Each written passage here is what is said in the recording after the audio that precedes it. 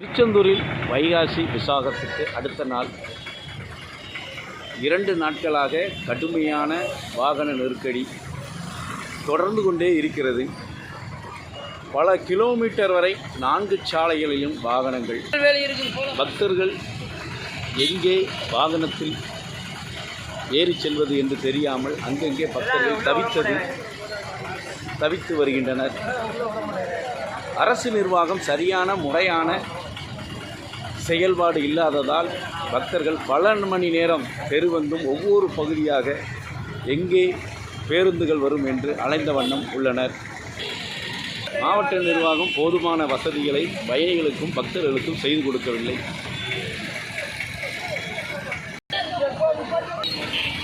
Tiruchendur bus ஸ்டாண்டில் பல மணி நேரமாக வாகனங்கள் வராதனால மழையிலையும் மக்கள் பல மணி நேரம் காத்திருக்க வேண்டிய நிலை.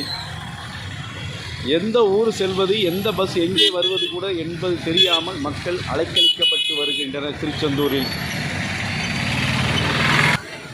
கூடுதலாக கடுமையான மக்கள் கூட்டம் வரும் என தெரிந்தும் மாவட்ட நிர்வாகம் சரியான முறையில் பொதுமக்களுக்கும் பக்தர்களுக்கும் வாகன வசதிகள் செய்து கொடுக்காததால் பக்தர்கள் இன்று தெருவில் நிற்கும் மன உளைச்சலுடன் தெருவில் நிற்கும் அவலம். பலருக்கு கழிவறைகள் இல்லாமலும் உண்ண உணவு இல்லாதமும் பக்தர்கள் பரிதவித்து வருகின்றனர்.